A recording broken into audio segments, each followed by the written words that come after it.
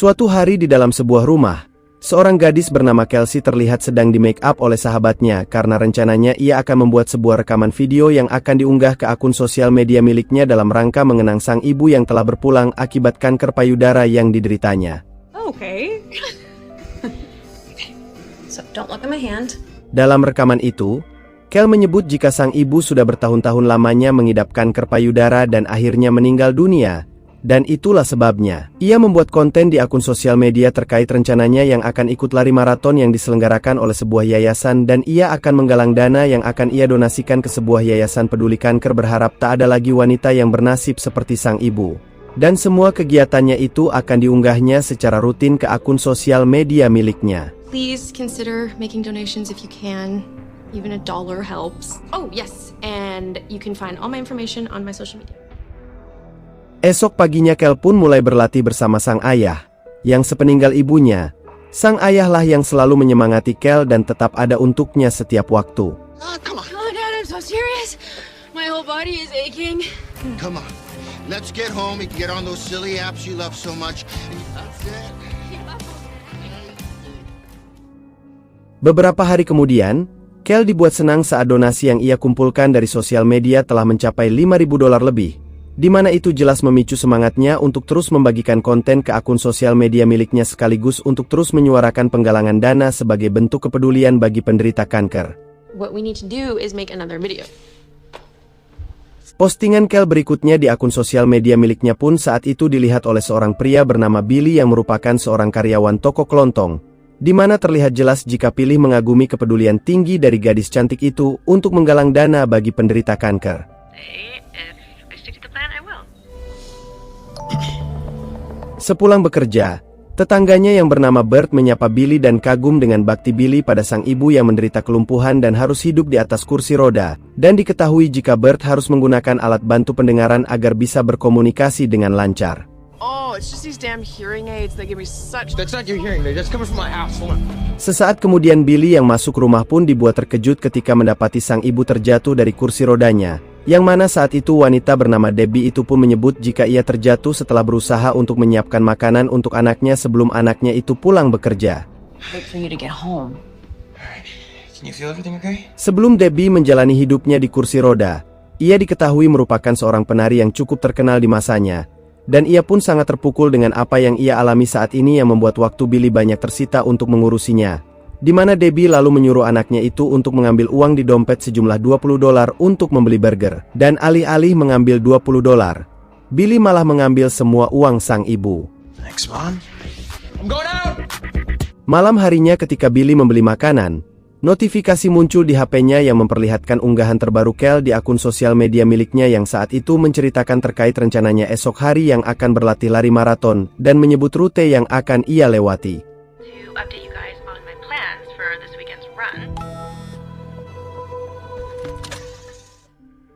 Pulangnya dari sana, Billy melihat sang ibu yang sibuk mencari sisa uangnya yang tak tahu jika telah diambil Billy. Namun saat itu Billy yang ditanyai sang ibu pun tak mengaku jika ia mengambil semua uang tersebut. Debbie yang tak enak hati pun perlahan berkata pada anaknya itu bahwa sudah terlalu banyak waktu yang dihabiskan Billy untuk mengurusinya dan sudah saatnya Billy memiliki pacar. Namun Billy terdiam dan berkata bahwa ia belum memikirkan hal itu dan hanya ingin fokus untuk sang ibu.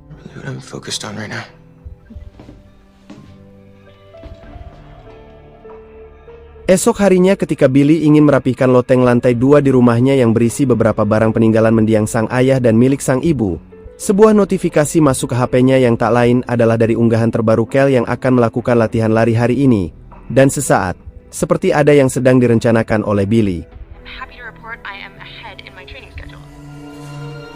Sementara itu, Kel yang berada di rumah bersiap untuk melakukan latihan lari 10 mil pertama di hari itu, dan menolak ketika ayahnya ingin menemaninya serta berkata jika ia akan pulang sebelum siang hari. Goodbye.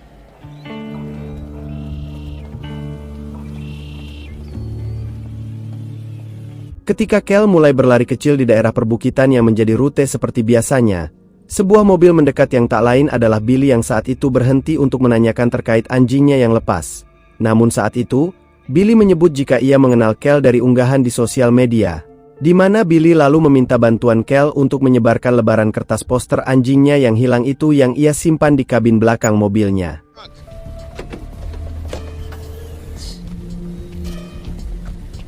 Saat itu Kel kebingungan karena tak ada selebaran kertas yang dimaksud oleh Billy, dan disinilah rencana busuk Billy pun berjalan yang ternyata Billy telah menyiapkan obat bius untuk membuat Kel tak sadarkan diri.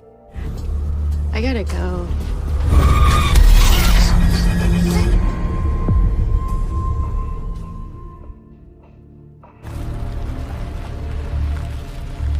Ketika sampai di rumah, Billy kebingungan bagaimana cara ia membawa Kel masuk rumah. Mengingat sang ibu tak jadi menjalani terapi karena satu masalah. Namun saat ia mendengar kabar bahwa sang ibu akan bisa kembali berjalan dalam 6 bulan jika rutin melakukan terapi, Billy seolah tak suka mendengar kabar baik itu. Out of this chair within 6 months. Really? You okay? Yeah. Fantastic. Tepat setelah Debbie dan berpergi, Billy segera membopong Kel ke dalam rumah yang langsung ia sembunyikan di loteng rumahnya yang sebelumnya telah ia rapihkan. Bersamaan dengan itu, HP milik Kel yang terjatuh pun terus berdering karena panggilan masuk, di mana bibi Kel yang bernama Sofia pun rupanya sedang mencari keberadaan Kel, hingga akhirnya ia berhasil menemukan HP milik Kel tersebut dan meyakini ada hal buruk yang terjadi pada Kel. Bersamaan dengan itu, Kel yang baru sadarkan diri dari efek obat bius pun terkejut saat mendapati dirinya terikat di dalam sebuah ruangan asing dengan sebagian pakaiannya yang telah terlepas dari tubuhnya. Hingga saat Billy datang ke sana, ia akhirnya sadar bahwa Billy lah yang telah membawanya ke sana dan bertanya terkait apakah Billy telah merenggut keperawanannya. Am I still a virgin? No, I didn't touch you. I need my wife to be pure. You think we're married? Saat itulah Billy mengaku jika ia belum menyentuh Kel sedikit pun dan mengatakan bahwa ia ingin Kel menjadi istrinya yang jelas membuat Kel terkejut. Namun jika Kel tak bersedia, Billy mengancam jika ia tak segan untuk tetap mengurung Kel di ruangan yang pengap itu. You have to earn that privilege. What if I don't want it? You can stay up here. Kel yang mendengar itu pun dibuat dilema dengan pilihan sulit tersebut. Pasalnya, ia sama sekali tak mengenal Billy dalam hidupnya sebagai orang asing. Hingga mau tidak mau, Kel terpaksa menuruti keinginan Billy itu. You'll be my wife? Good. Di sisi lain setelah 2 hari lamanya Kel menghilang, sang ayah memanggil seorang detektif bernama Marks untuk menyelidiki kasus hilangnya Kel. Namun dari keterangan yang disampaikan Sofia bahwa tak ada tanda-tanda kekerasan ataupun jejak darah di lokasi HP Kel ditemukan. Marks menduga jika Kel hilang karena diculik seseorang yang mungkin saja sebelumnya telah mengetahui terkait keseharian Kel. She may have been abducted or she may have run away. Run away. No, not Kelsey. No way. Everything okay at home?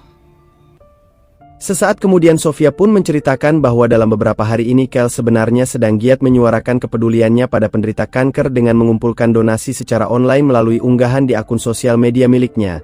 Dan ketika Kel mengunggah video terakhir dengan mengatakan jika ia akan lari 10 mil di hari hilangnya Kel, Marks yang mendengarnya pun semakin yakin jika Kel diculik karena bisa jadi si penculik telah mengintai semua aktivitas Kel di akun sosial media itu.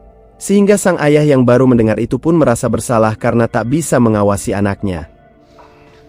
So sorry. I'm gonna need to know every app and all our usernames and... 1 minggu sudah Kel menghilang dari rumah, yang saat itu Kel terlihat berpakaian lebih feminim namun dengan kaki dan tangan yang masih terbelenggu rantai, di mana Billy hanya memberinya makan 1 kali dalam sehari serta benar-benar menuntut Kel sebagai istrinya. I know you didn't grow up with a good role model of what a wife should be, so I'm gonna forgive what you just did. You understand that?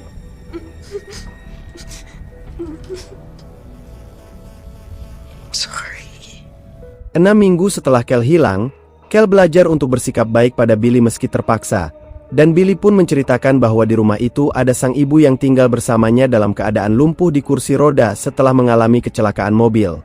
Namun di hari itu, untuk pertama kalinya Billy pun melepaskan rantai di tubuh Kel untuk dimandikan. Someone a bath before?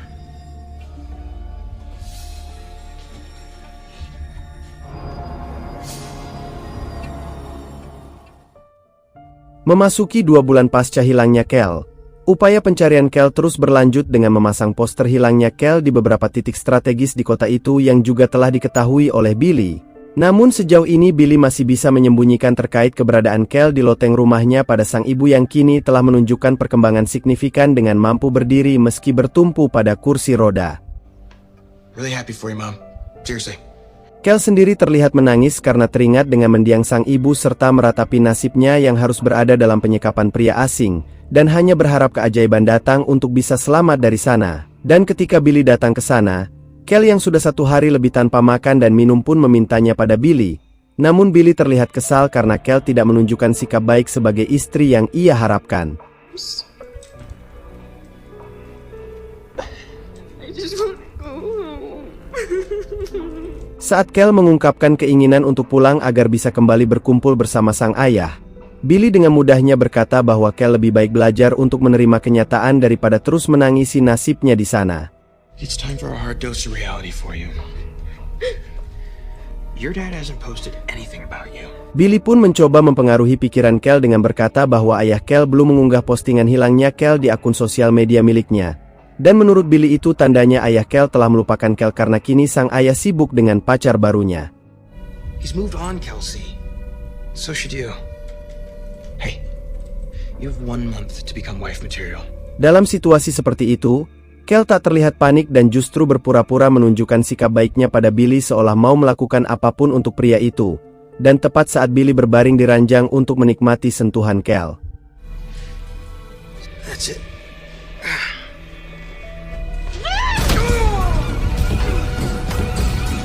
Sayangnya, upaya Kel untuk mengelabui Billy tetap sia-sia karena harus kembali tertangkap, di mana suara teriakan Kel itu pun sempat didengar oleh Debbie yang ia sadari jika suara itu bersumber dari loteng atas rumahnya.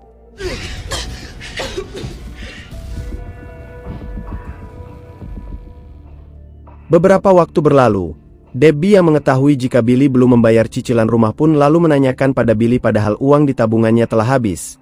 Namun Billy berdalih bahwa semua pengeluaran itu dibayarkan untuk keperluan medis serta terapi sang ibu. Hingga saat sang ibu menyinggung terkait suara berisik yang ia dengar dari loteng atas, Billy beralasan jika itu suara berisiknya karena sang ibulah yang menyuruhnya untuk menjadikan loteng atas rumahnya sebagai tempat kebugaran untuk Billy. Told me to build a gym up there, okay? Is that what you did? You wanna see? Come on, I'll take you up there right now. Come here. No, hold back off! Second job. Esok paginya, Debbie yang hendak mandi pun menemukan beberapa helai rambut panjang yang diakini bukanlah rambut miliknya. Hingga saat itu, ia menanyakan pada Billy terkait apa yang sebenarnya dilakukan Billy di loteng atas rumah mereka. Namun Billy kembali berbohong bahwa ia berada di atas sampai larut malam hanya demi melatih kebugaran sesuai dengan yang sang ibu ketahui. Sedangkan rambut itu adalah rambut pacarnya yang datang ke rumah saat sang ibu tak ada. Namun jawaban itu justru membuat Debbie ragu dan meminta Billy untuk membuktikannya. Dan lagi-lagi, Billy kembali menutupi kebohongan yaitu dengan mengatakan bahwa pacarnya itu sedang sakit. So prove it. Nope. How about a photo? A photo. So that you're lying and I am going to find out. Setelah itu, tanpa sepengetahuan sang ibu Billy pun kemudian pergi ke loteng dan minta Kel untuk berpura-pura sakit agar bisa ia foto yang akan dikirimkan pada sang ibu. Namun ketika foto itu telah diterima Debbie, ia merasa ada kejanggalan dari foto itu saat latar belakang foto itu menunjukkan properti barang miliknya yang berada di loteng atas rumah. Dan itu berarti ia menyadari bahwa ada sesuatu yang sedang disembunyikan oleh Billy di loteng atas rumah mereka.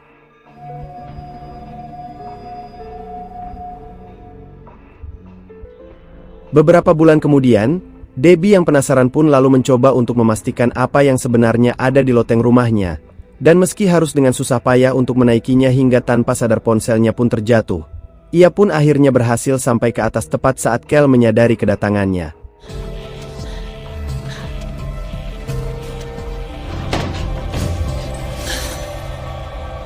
Debbie lalu bertanya pada Kel terkait keberadaan Kel di sana, di mana saat itulah, Kel pun menceritakan apa yang terjadi pada dirinya hingga sampai Billy menyekapnya di sana dan memaksa Kel untuk menjadi istrinya. Yang ternyata Kel sudah terkurung di sana selama 15 bulan, dan dengan terus menangis, Kel meminta pada Debbie untuk membantunya pergi dari sana. When? January 22nd. You've been here over a year? I need to go home to my dad. Yes. Saat Debbie ingin menghubungi polisi menggunakan HP-nya, ia baru menyadari jika HP-nya tadi terjatuh saat ia berusaha menaiki anak tangga yang menuju ke loteng rumahnya itu. I will go down there and I will call and I will get you out of here. Ketika Debbie baru saja turun untuk mengambil ponselnya, rupanya ponsel itu telah berada di tangan Billy yang ternyata sedari tadi telah mendengar percakapan Kel dan Debbie. Hingga jelas, Billy tak akan pernah memberikan HP sang ibu karena ia tak ingin masuk penjara dan kehilangan Kel begitu saja. What is going on? Now that you know my real secret, things are gonna change around here. Billy yang tak mau aksi bejatnya terbongkar pun lalu membawa sang ibu ke kamar dan membantingnya ke kasur. Di mana amarah Billy pun kian menjadi saat ibunya terus berteriak dan mengatakan jika Billy bebas melakukan apapun padanya asalkan Billy mau melepaskan Kel. Namun Billy tetap tak peduli dan berlalu pergi membawa kursi roda milik sang ibu. Sweet dreams, Mommy. Pagi harinya Billy pun kembali mengintimidasi Kel dengan perlakuan kasarnya agar Kel tak coba-coba lagi untuk kabur. Dan tepat di hari ulang tahunnya itulah, Kel lagi-lagi diruda paksa oleh Billy. October 22nd, right? You make it work. Bersamaan dengan itu, Debbie yang terkurung di kamarnya pun berusaha untuk bangkit dari tempat tidur yang rencananya akan kabur melalui jendela. Namun sayangnya upaya Debbie diketahui oleh Billy dan kembali mendapat perlakuan kasar dari putranya itu. Hingga untuk mencegah kaburnya sang ibu, Billy pun memasang alarm di area depan rumahnya yang saat itu diketahui oleh Bert. Namun dengan pintarnya Billy berbohong dengan mengaku bahwa sang ibu baru-baru ini mengidap penyakit tidur sambil berjalan. Dan itulah sebabnya ia memasang alarm untuk mengantisipasi sesuatu yang buruk terjadi pada ibunya itu. Last night she snuck out of the house in her nightgown. It took me an hour to find her. Bert yang mendengar itu pun justru berniat membantu Billy untuk mengatasi penyakit sang ibu. Karena kebetulan mendiang suaminya dulunya pernah mengidap penyakit serupa. Namun Billy menolak bantuan dari Bert karena sebenarnya ia tak mau kebohongannya terungkap. But the second you decide you need anything, you call me and I will be right over. You got it. Bye. Singkat cerita, Billy pun akhirnya menempatkan Debbie dan Kel di ruangan yang sama agar mudah mengawasinya. Terlebih Kel yang kini mendapat tugas lain untuk mengurus Debbie dan juga melayani semua kebutuhan Billy termasuk kebutuhan biologisnya. Dan ketika Billy pergi, Debbie yang kembali menawarkan diri untuk membantu Kel pun mendapat penolakan dari Kel karena Kel mengira jika Debbie dan Billy bersekongkol. Namun dengan tegas Debbie membantah tuduhan itu karena ia benar-benar ingin membantu Kel untuk pergi. Dan agar semua berjalan dengan lancar, Debbie menyebut jika mereka harus berpura-pura seolah saling membenci, sehingga ia bisa mencari celah dan kesempatan agar Kel bisa pergi. I think if we act like we hate each other, they're more in control. Ketika Kel mulai menjalankan tugas yang diperintahkan oleh Billy, rencana mereka pun dijalankan dan seolah Debbie tak menyukai apapun yang dilakukan oleh Kel. Hingga saat Billy meminta Kel untuk membantu mengoleskan krim wasir sang ibu, Billy meninggalkan keduanya di sana. Sesaat setelah Billy pergi, Debbie mengatakan jika ia telah memiliki ide untuk membantu Kel pergi, di mana ia lalu meminta Kel untuk mengambilkan obat tidur miliknya yang masih tersisa 2 butir lagi. Yang rencananya obat itu akan digunakan untuk membuat Billy tertidur dengan waktu yang cukup lama dan kebetulan Billy akan berulang tahun hingga kesempatan itu sangat terbuka lebar.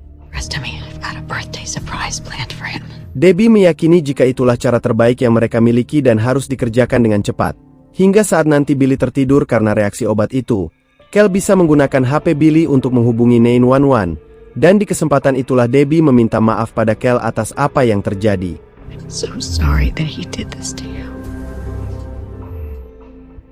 Tiba di malam ulang tahun Billy yang dirayakan seadanya oleh mereka, di mana saat Debbie berbincang dengan Billy untuk mengalihkan perhatiannya, Kel dengan cepat mencampurkan obat tidur itu ke dalam minuman untuk disajikan pada Billy.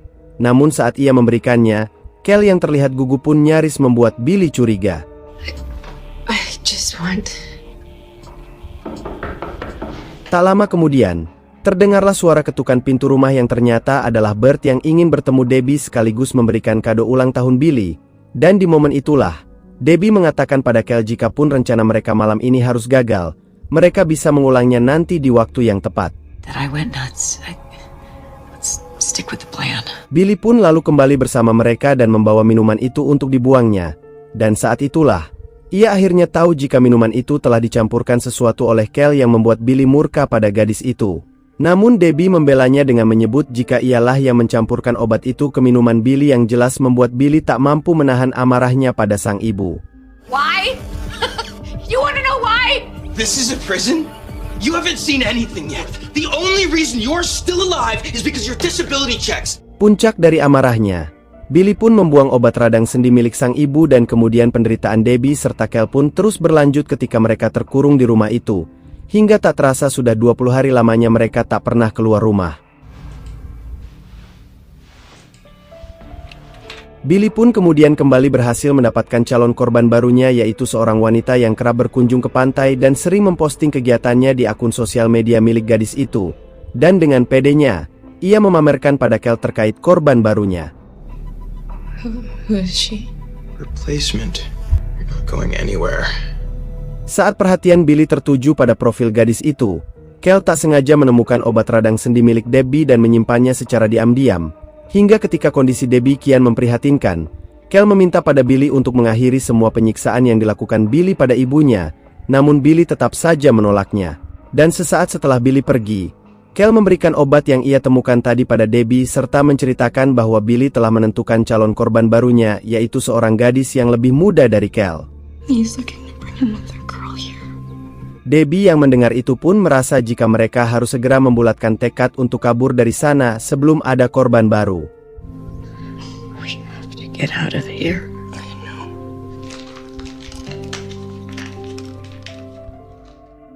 Semakin lama perlakuan yang diterima Kel pun semakin buruk, karena selain harus selalu siap melayani nafsu bejat Billy, Kel pun merangkap tugas layaknya pembantu yang mengerjakan seluruh pekerjaan rumah serta mengurusi Debbie.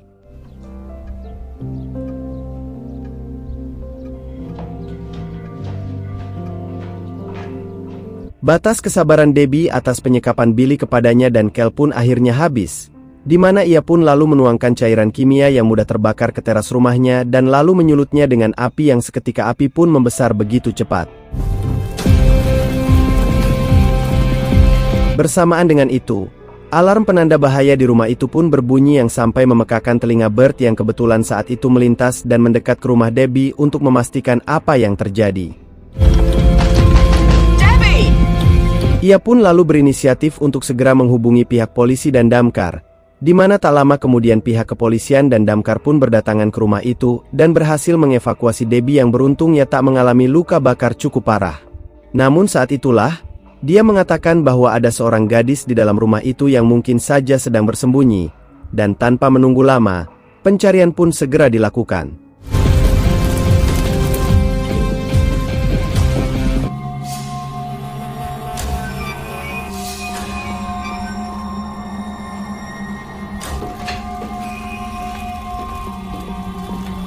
Di sisi lain, Billy pun mencari cara untuk kabur karena menyadari tak lama lagi aksinya akan terbongkar. Dan bersamaan dengan itu, Kel berhasil ditemukan di dalam sebuah lemari saat bersembunyi dan ia pun mengatakan bahwa Billy yang menyekapnya di sana berhasil kabur melalui jendela, hingga Billy pun akhirnya berhasil ditangkap tanpa perlawanan.